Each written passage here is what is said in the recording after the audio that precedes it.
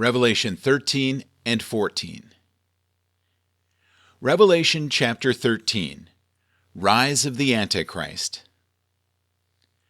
Revelation 13, verse 1. And the dragon stood on the sand of the seashore. Then I saw a beast coming up out of the sea, having 10 horns and 7 heads, and on his horn were 10 diadems, and on his heads were blasphemous names. John's initial description of this beast? Beast here is not in the vague sense of a living creature. It describes a wild, dangerous animal. The beast comes from the sea, which is sometimes a figure for evil and chaos in the Bible and ancient thought. The ancient Jews were not a seagoing people. They regarded the ocean as a place of terror and danger. The sea, in Bible typology, always refers to Gentile nations, as opposed to the land referring to Israel. The mention of the sea here indicates that Antichrist will not come from Israel. In fact, chapter 17 goes on to say that the beast will come up from the 10 Gentile nations that stem from the old Roman Empire and that make up the last world empire. But this doesn't necessarily mean Antichrist will be a Gentile, for he could be a European Jew. Revelation chapter 17 identifies the 7 heads as the 7 mountains of Rome. Thus, Antichrist's government will initially be based in the city of Rome. There are 10 crowns on only 7 heads because, according to Daniel 2 and 7, when Antichrist comes to power, he will initially grab the reins of 3 nations from the 10-nation confederation. As you study history, you can catch glimpses of men who wanted to revive the glory of Rome, but it won't happen until Antichrist comes, for he alone will be able to reignite the fire of the Roman Empire. The beast has blasphemy upon his heads because he has rebellion on his mind. The image of a 7-headed, 10-horned beast is meant to be monstrous and hideous, for such is the nature of the one who is rebellious, who is blasphemous, who is, as we shall see, the devil incarnate. The beast is like the dragon of Revelation 12, verse 3, and clearly identified as Satan in 12, verse 9. It also has 7 heads and 10 horns. The idea behind having many heads is a picture of vitality, as in a Medusa-like creature. Horns, as always in the Bible, represent power and might.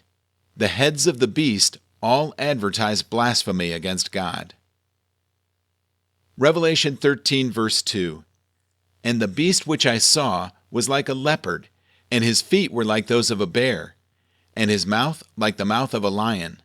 And the dragon gave him his power, and his throne, and great authority. What the beast is like. A connection to the images of Daniel 7. Daniel 7 uses 4 animals, or beasts, to describe the course of human government from Daniel's time until the ultimate reign of Jesus on this earth. The first 3 animals are a lion, a picture of Babylon, a bear, a picture of Medo-Persia, and a leopard, a picture of Greece.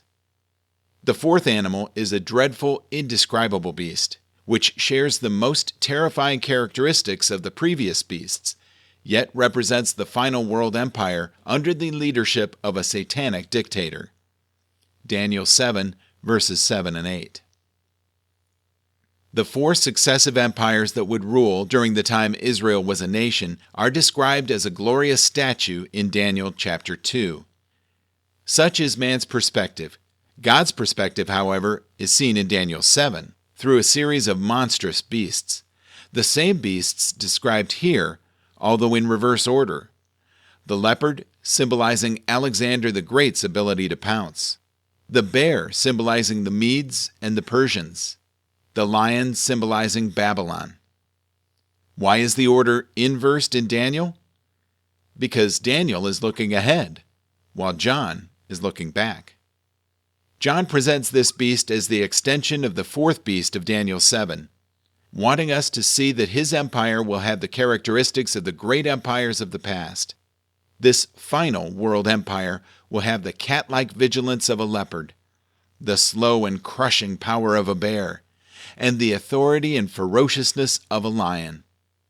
Also, this beast is the embodiment of Satan's power, throne, and authority. This is Satan's attempt to incarnate himself in a human form or power. Now, where is Satan's throne? It is on the earth. We say the earth is the Lord's and the fullness thereof, and all they that dwell therein. That is prophetic. The earth right now is under Satan's control. This is his place of dominion. He rules. Jesus came to redeem the world back to God. Satan took him into a high mountain and showed him all the kingdoms of the world and said, "All of these will I give unto you, and the glory of them, if you will bow down and worship me. For they are mine, and I can give them to whomever I will." Luke chapter 4, verses 5 and 6. Now the fact that they are still Satan's is demonstrated by the fact that the Antichrist, which is yet future, receives from him his authority, his power, and his throne. And so Satan is going to invest in a man all his power and all of his authority. It will be Satan incarnate. Revelation 13, verse 3.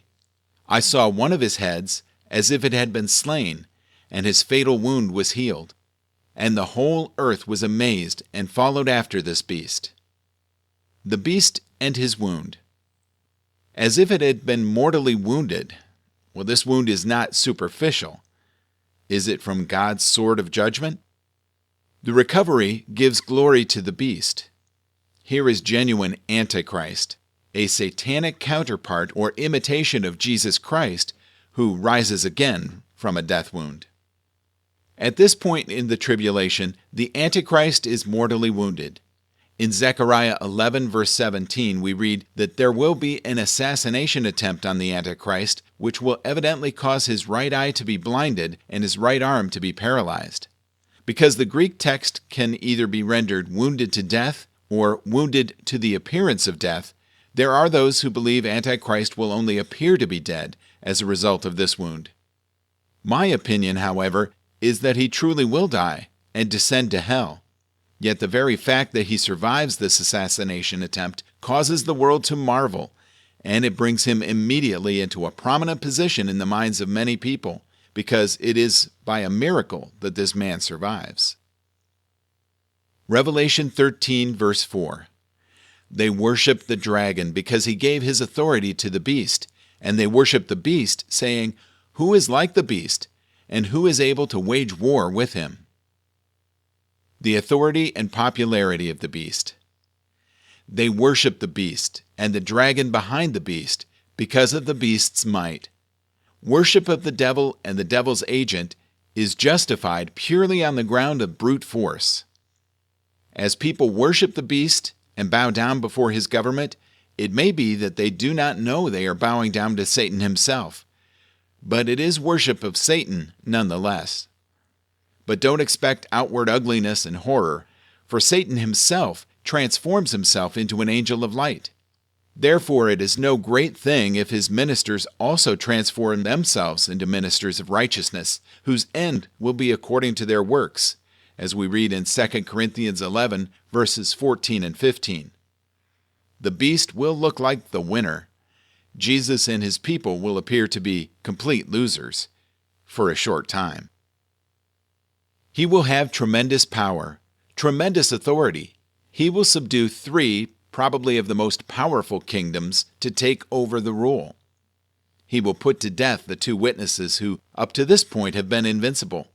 At that point, this popular, powerful figure, who captures the affection and imagination of the entire world with all of his grand ideas and peace programs, ascends from hell.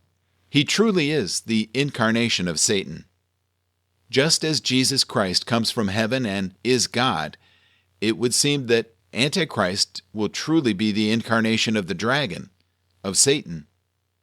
Put yourself in the shoes of those who will see this great leader coming back to life after being assassinated, and you will understand why they will give Satan what he has desired ever since he was cast out of heaven before the fall: worship. Revelation 13:5. There was given to him a mouth speaking arrogant words and blasphemies, and authority to act for 42 months was given to him. Revelation 13:6. And he opened his mouth in blasphemies against God, to blaspheme his name and his tabernacle, that is, those who dwell in heaven. The beast's blasphemies. Blasphemer may be more accurate title than Antichrist. If this beast is anything, he is a man who speaks against God and everything God stands for. There are many examples of Roman emperors blaspheming God in this way, but it can't be said they fulfilled these prophecies, even if they did prefigure this fulfillment. The beast continues without restraint by God for a period of 42 months. The duration of this period shows that the beast has full reign for the first half of the final 7 years.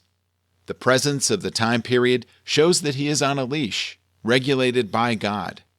Why does the beast blaspheme those who dwell in heaven? Perhaps he speaks against those who have been raptured, who live in heaven, not on the earth, and are therefore out of the reach of the terror of the beast. How long is 42 months? 3.5 years, 1,260 days, or a time, times, and half a time. All of these phrases pop up throughout Revelation and describe the last half of the tribulation, the Great Tribulation. And now begins the hellish last half of Antichrist's 7-year reign. Some people believe that the church must be on earth during the tribulation in order for Antichrist to make war with the saints. But they fail to understand that there are 3 groups of people in the Bible referred to as saints, simply meaning separated one. Throughout the Old Testament, the word saints refers to Israel. In the New Testament, it refers to the church. And after the church is raptured, it refers to those who are saved in the tribulation. I will build my church, and the gates of hell shall not prevail against it, Jesus said in Matthew 16, verse 18. The church will not be overcome. Therefore, this passage cannot refer to the church. Revelation 13, verse 7. It was also given to him to make war with the saints, and to overcome them, and authority over every tribe and people and tongue and nation was given to him. Revelation 13, verse 8. All who dwell on the earth will worship him. Everyone whose name has not been written from the foundation of the world in the book of life of the Lamb who has been slain. The beast makes war against the saints. Now, this war with the saints and overcoming them is also predicted in Daniel. He makes war with the saints, Daniel said, and prevails against them.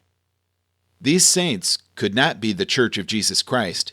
When Jesus announced to Peter his church, he said, "Upon this rock I will build my church, and the gates of hell shall not prevail against it." There's no way that Satan can prevail against the church of Jesus Christ. But these are the people who have received Christ during the final 7-year period after the church has been taken out. As a result of the witness of those 2 witnesses, or the witness of one of the 144,000, these people have received Jesus Christ as Lord.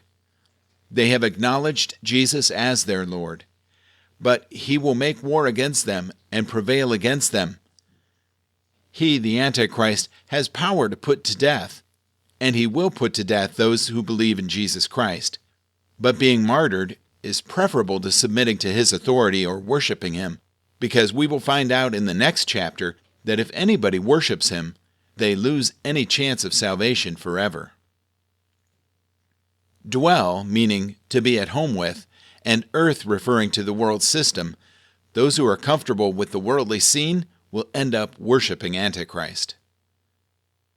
The book of life includes the names of those who get saved during the tribulation.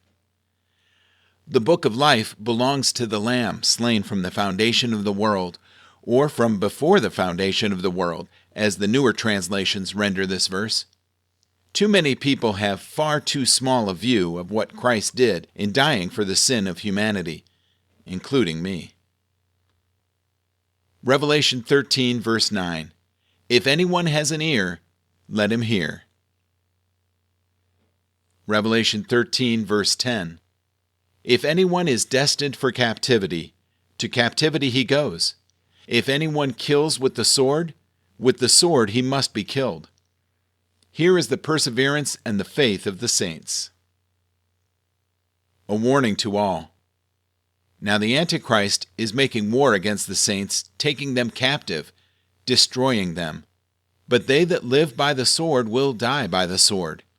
Those that take believers into captivity will themselves soon be taken into captivity. The Antichrist and his system will not be beaten by the sword of man, only by the patience and faith of the saints. We all need to read the book of Revelation over and over again. It's not about deciphering the mark of the beast. It's not written to help us figure out who the false prophet or Antichrist is. It's written to give us hope and to bring us back constantly to the fact that life is short and we'll be in heaven soon. The person who doesn't understand the book of Revelation will go through life in his own personal tribulation. The person who grabs hold of Revelation, on the other hand, will live in a state of anticipation and celebration. Every single one of us will either go through this week in tribulation or celebration. Life is short. The Lord is in control. We're going to heaven. That's what this book is all about. Revelation 13, verse 11. Then I saw another beast coming up out of the earth, and he had 2 horns like a lamb, and he spoke as a dragon. The beast arising from the land. John's initial description of this second beast, the 2 beasts are the same in type. The same word, meaning essentially wild beast, is used for both, but different in specifics. They are diverse in origin. One comes out of the sea, the other out of the earth. The second is subordinate to the first, causes the earth to worship the first beast. And they are different in appearance. The second has a mild, lamb-like appearance. The 2 horns may symbolize authority in 2 realms, perhaps religious and political authority, or the 2 horns may just be a mark of a lamb. Despite his appearance, his message is the same as the first horrific-looking beast. They both spoke like a dragon. Jesus said, "Beware of false prophets, who will come to you in sheep's clothing." Matthew 7, verse 15.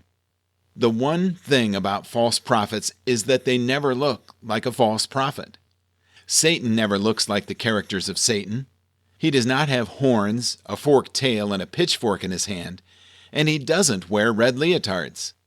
He would like you to think that he did. He would like you to think that he is some grotesque-looking character that would scare the wits out of you if you ever saw him. He would like you to think that because that way he can go around cleverly disguised as an angel of light, beautiful, speaking soothing words to the flesh. Why don't you just go ahead and enjoy yourself? Drink of pleasure till it is full. And you would say, "Oh, that can't be Satan. That is so charming, so enticing. Satan is ugly. I don't see any pitchfork." And that is why he's able to deceive. Revelation 13, verse 12. He exercises all the authority of the first beast in his presence, and he makes the earth and those who dwell in it to worship the first beast, whose fatal wound was healed. Revelation 13, verse 13. He performs great signs, so that he even makes fire come down out of heaven to the earth in the presence of men. Revelation 13, verse 14. And he deceives those who dwell on the earth because of the signs which it was given to him to perform in the presence of the beast, telling those who dwell on the earth to make an image to the beast, who had the wound of the sword and is come to life. Revelation 13, verse 15. And it was given to him to give breath to the image of the beast, so that the image of the beast would even speak, and cause as many as do not worship the image of the beast to be killed.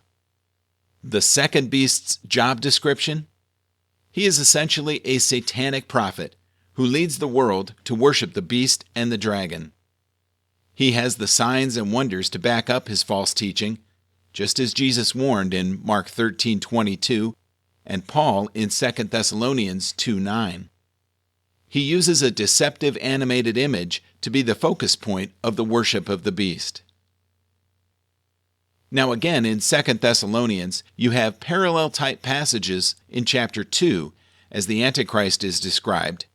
He is called, "whose coming is after the working of Satan, with all power and signs and lying wonders, with all deceivableness of unrighteousness in them that perish, because they receive not the love of the truth, that they might be saved.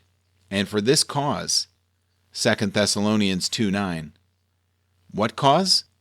Because people didn't love the truth of God. Jesus said, "I am the truth and the life," but people don't love the truth. "And for this cause, God shall send them strong delusion, that they would believe a lie, that they might be damned to believe not the truth, but had pleasure in unrighteousness." 2 Thessalonians 2, verses 11 and 12. So, God is going to give them a strong delusion that they might believe. In the Greek, it is a definite article, the lie, the big lie of Satan, the Antichrist, the false prophet. So he deceives them. You don't want to believe the truth? God gives them over to delusion. God allows them to be deceived. The image of the beast is animated in some way. It has breath and it can speak. Whether the image is animated supernaturally or technologically, the result will be impressive. This is what Jesus, Daniel, and Paul spoke of as the abomination of desolation. It is an idolatrous image set up in the holy place of a rebuilt temple. It is an abomination in the sense of being supreme idolatry. It is desolation in the sense that it will bring the desolating judgments described by the seals, trumpets, and bowls. Point to ponder. Technology has so advanced in our lifetime that we could be watching a movie and not be for sure if we are seeing an actual person or a computer-generated image of a person. This is the summation of the power of the Antichrist, whose authority ends after 42 months. This marks the halfway point of the final 7 years of man's rule of this planet. The Antichrist's power ends as soon as it peaks. This is not a recent understanding of this passage. The first commentary we have on the book of Revelation, written by Victorinus in the early church, says of this verse, "He shall cause also that a golden image of Antichrist shall be placed in the temple at Jerusalem, and that the apostate angel should enter, and thence utter voices and oracles." Revelation 13, verse 16. "And he causes all, the small and the great, the rich and the poor, and the freemen and the slaves, to be given a mark on their right hand or on their forehead." Revelation 13, verse 17. "And he provides that no one will be able to buy or to sell except the one who has the mark, either the name of the beast or the number of his name." The economic strategy. This is a mark given to every person on earth. One must have this mark to participate economically. Since the specific Greek word for mark, charagma, has never applied to people, some have taken this as a symbolic mark. But a literal mark, needed to buy or sell, is certainly conceivable and practicable. Modern technology has made it possible to tattoo a scannable mark on someone, or even to implant a scannable chip on someone, something that might have all a person's personal information given in a theft-proof manner, carrying all their financial information as well. Satan is not a creative being. We are not surprised to find that this too is a satanic parody of something God has done. It imitates God's mark upon His people. Revelation 7, verses 3 and 4. The concept of the number of His name was common because in Greek, and Hebrew as well, letters were assigned a numerical value, such as A equals 1, B equals 2, and so forth. For example, graffiti in Pompeii reads, "I love her whose number is 545. Revelation 13, verse 18. Here is wisdom. Let him who has understanding calculate the number of the beast, For the number is that of a man, and his number is 666. The number of the beast. Does this tell us who the beast is? By figuring out the numerical value of a name and seeing it adds up to 666? Using this method, many candidates for Antichrist have been suggested through the years, such as the Pope or the Papacy, John Knox, Martin Luther, Napoleon, Hitler, Mussolini, Stalin, and so forth. Many have thought that the number adds up to be Nero Caesar, a Christian persecuting Roman emperor in the early church, the Nero revived myth. But to make the name Nero fit, one must take a variant spelling of the Greek form of a Latin name, transliterated into Hebrew characters. The letters of Jesus in Greek add up to 888.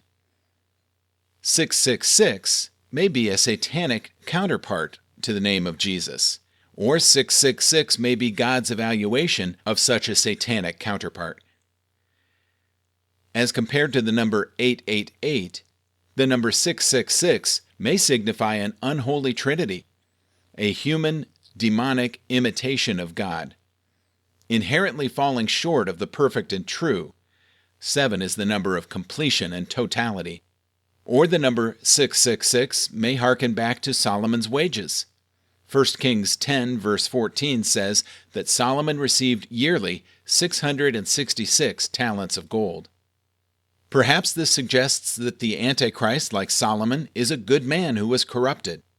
Modern interpretations of the idea of the Antichrist are full of the idea of some demon child marked by obvious evil from his birth, such as in the Omen movies.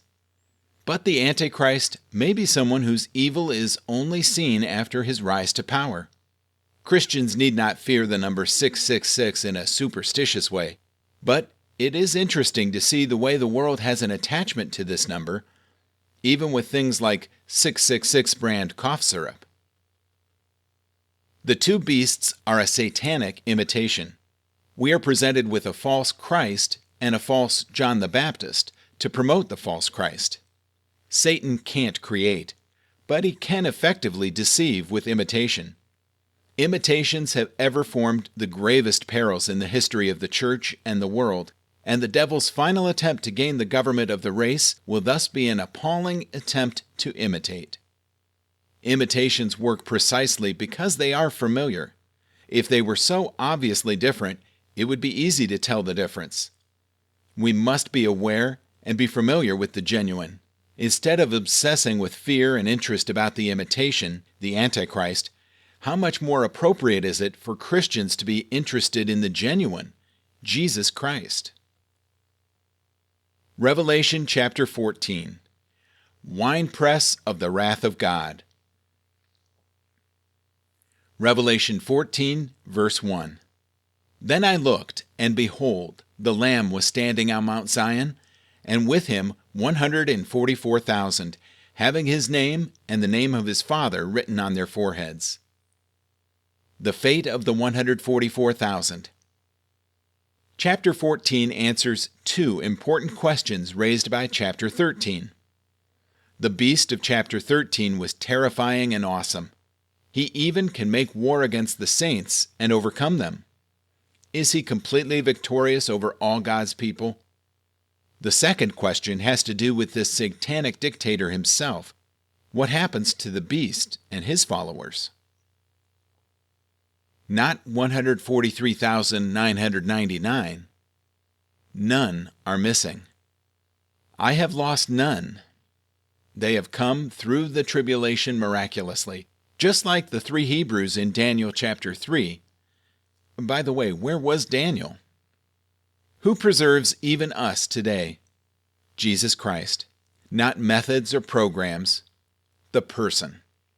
When was the last time you told him you loved him? Note, they are standing with him on Mount Zion. We think of heaven as remote.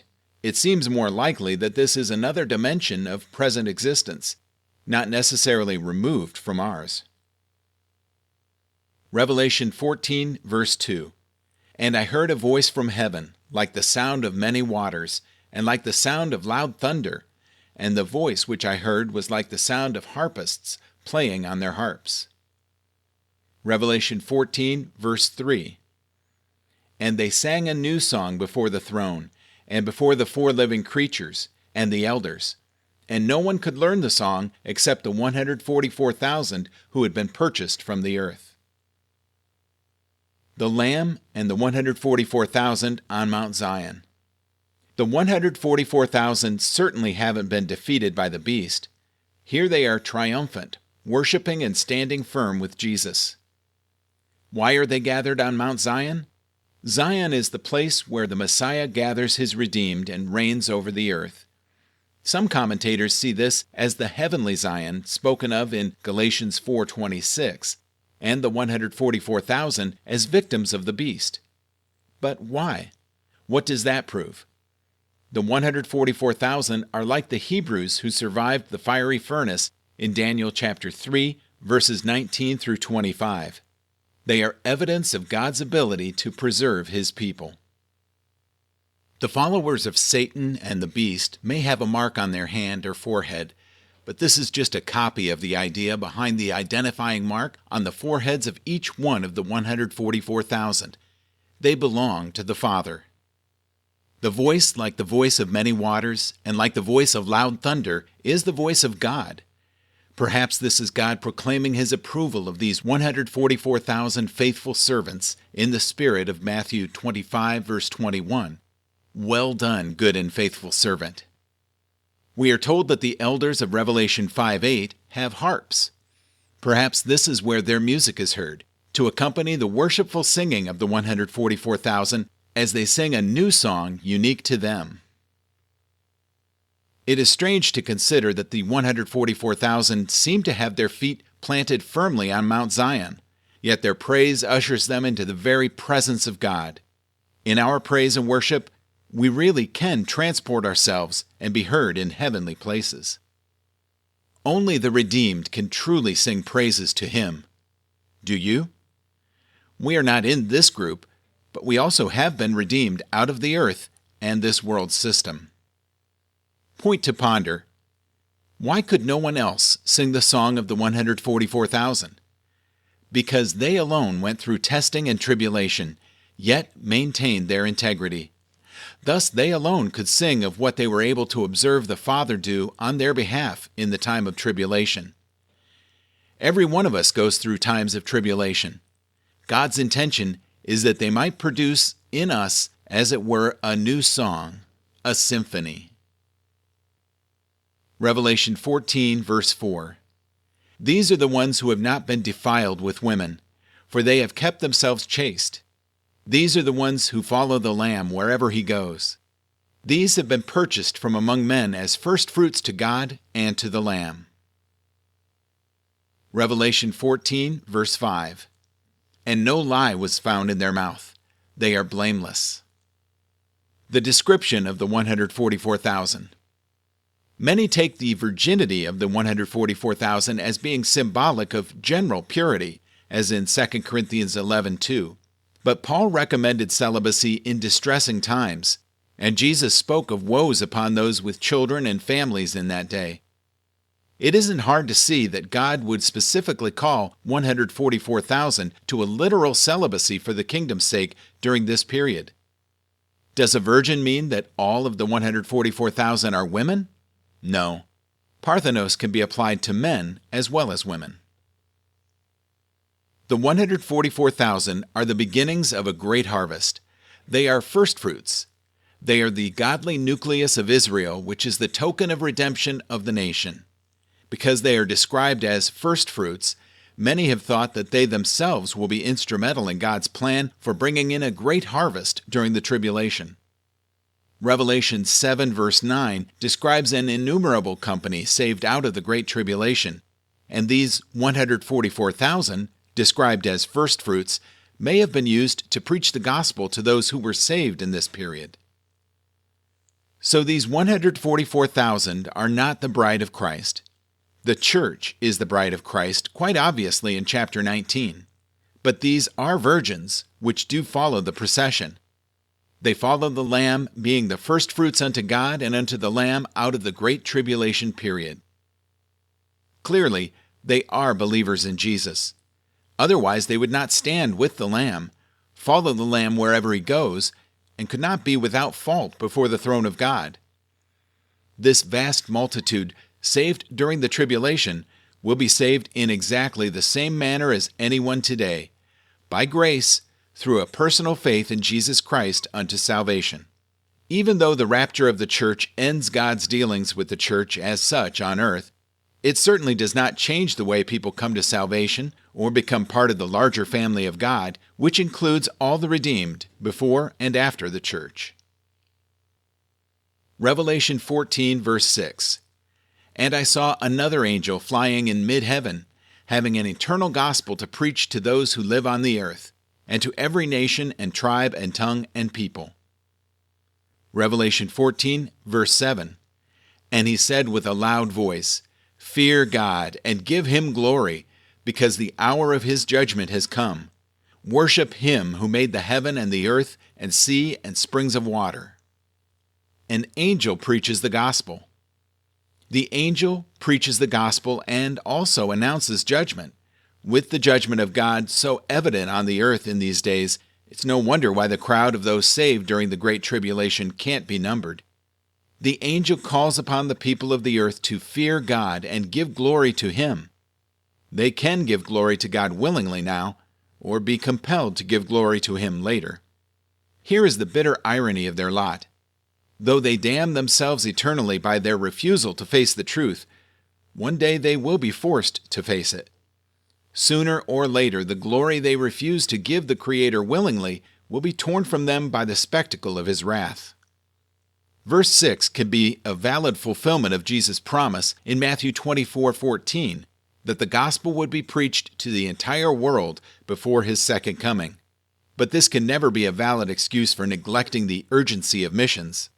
Although, this is the only place in the New Testament where we see angels preaching the gospel. In God's wisdom, he has chosen to give that responsibility to men alone, apart from the rarest of exceptions. Worship the one who made everything you see, the angel will declare, putting a conclusive end to the evolution-creation debate. Revelation 14, verse 8.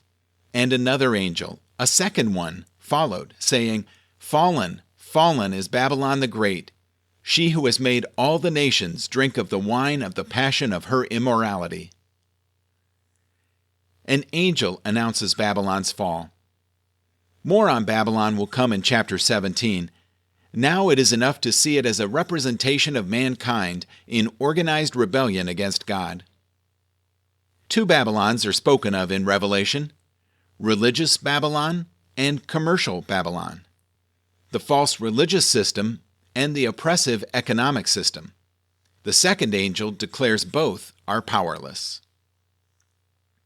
Revelation 14, verse 9. Then another angel, a third one, followed them, saying with a loud voice, If anyone worships the beast and his image, and receives a mark on his forehead or on his hand, Revelation 14, verse 10, he also will drink of the wine of the wrath of God, which is mixed in full strength in the cup of his anger, and he will be tormented with fire and brimstone in the presence of the holy angels, and in the presence of the Lamb. Revelation 14, verse 11. And the smoke of their torment goes up forever and ever. They have no rest day and night, those who worship the beast and his image, and whoever receives the mark of his name. An angel warns of coming judgment. Verse 9 reminds us that there is a connection between worshiping the beast and his image and receiving his mark on his forehead or on his hand. No one will casually or accidentally take the mark. The connection between worshiping the beast and taking the mark will be clear. Although the taking of the mark may, to secular eyes, seem innocent enough, it may be a mere pledge of allegiance and devotion to the Antichrist and his government, even as the burning of a pinch of incense to an image of Caesar and the pledge Caesar is Lord in the early church seemed an innocent act of civic duty to the ancient pagans. Now, this means that God is going to give every man a chance. The first angel proclaims the everlasting gospel. Now this angel warns man against worshiping the beast or taking his mark, so that if a man does take the mark and does worship the beast or his image, he is doing it knowingly. He is doing it willfully and in willful rebellion against God, because he has been deceived into thinking that in the final conflict that will soon be taking place, that Satan and the forces of darkness will be able to overcome the forces of light. Those who worship the Antichrist are forced to drink the wine of the wrath of God. This cup of God's wrath is like undiluted wine, mixed with spices to make it still stronger, full strength. The idea of God holding a cup of wrath, which he makes those under judgment drink, is expressed more than 13 times in the Bible. Psalm 75:8 and Jeremiah 25:15 are examples. This is the idea behind the cup that Jesus desired, if possible, to avoid. Jesus willingly took the cup of the Father's wrath that we deserved. Here, the enemies of Jesus have no choice. The cup is forced upon them. The wine in the cup is associated with wrath, thymos, which is passionate anger. The cup itself is associated with indignation, orge, which is anger from a settled disposition. Orge is the common word for God's anger in the New Testament. Thymos is used only 11 times, and 10 of the 11 are in Revelation. Those who worshipped the Antichrist and received his mark will endure this wrath and indignation for eternity in hell. The modern idea for dispensing with hell has no counterpart in Revelation. Here, the fact of eternal torment is plainly stated. Forever and ever means forever and ever. If the only consequences for sin are in this life, or if the only penalty for sin is temporary, then clever sinners have won out over God. Their torment is in the presence of the Lamb. It is wrong to say that hell will be devoid of the presence of God, but it will be devoid of his love. The presence of Jesus will be there, but only the presence of his holy justice and wrath against sin. That is why at this final opportunity, the gospel will be proclaimed. God would not proclaim it unless there was the opportunity of being saved. And there is that final rejection, that identifying themselves against God, and thus the wrath of God is to be poured out, the cup of his indignation. Indignation is an Old Testament word for the Great Tribulation.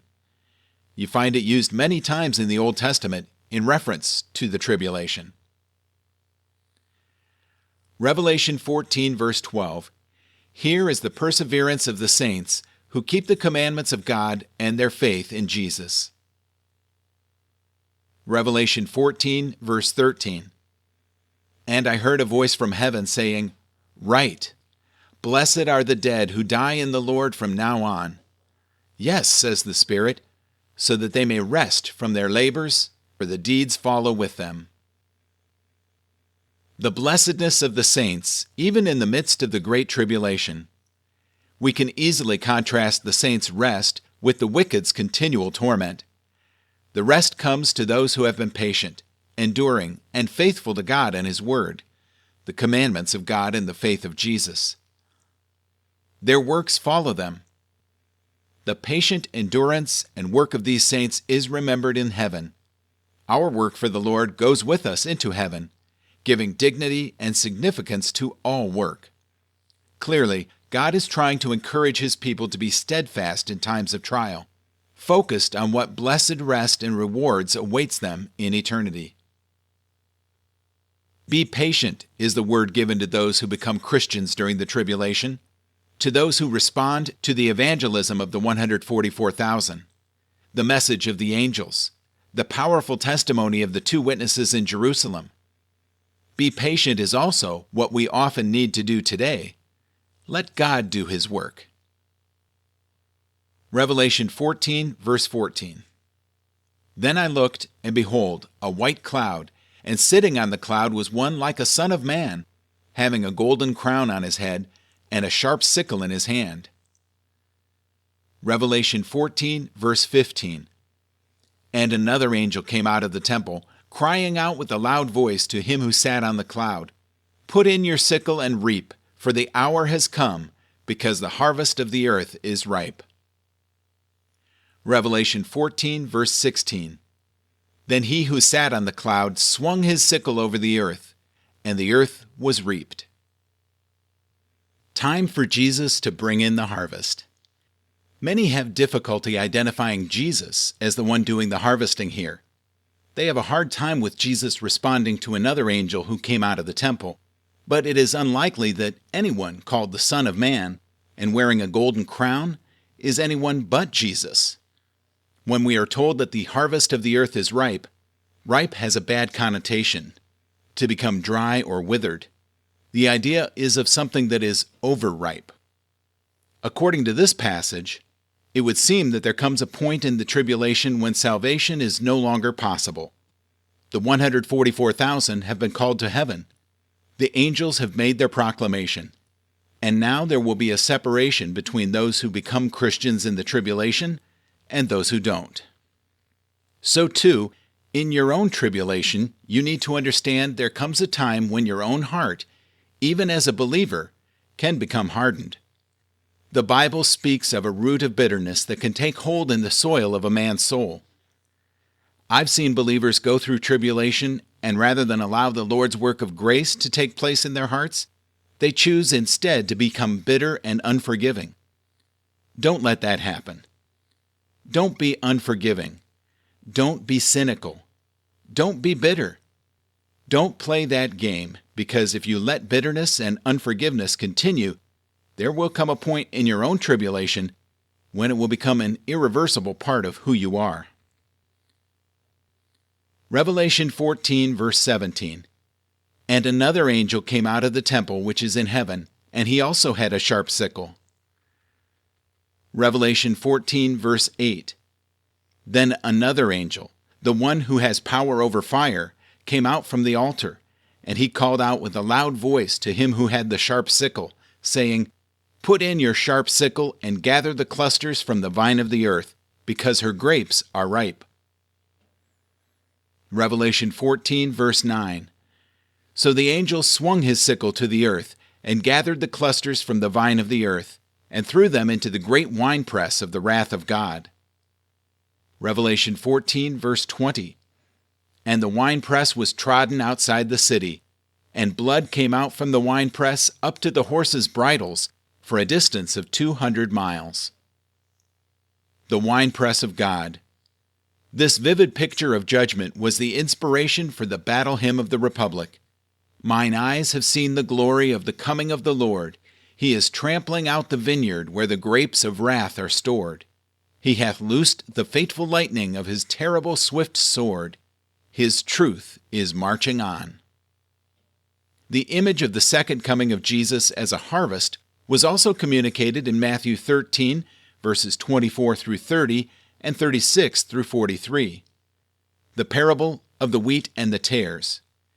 The implication is that true believers will not be separated from mere church-going religionists until the final harvest. Verse 20 probably describes blood splattering to the horses' bridles, a picture of tremendous carnage in the Battle of Armageddon described in Revelation 16:16 and 19:11 through 19. It is not likely a description of a river of blood running the length of the Promised Land and as high as a horse's bridles.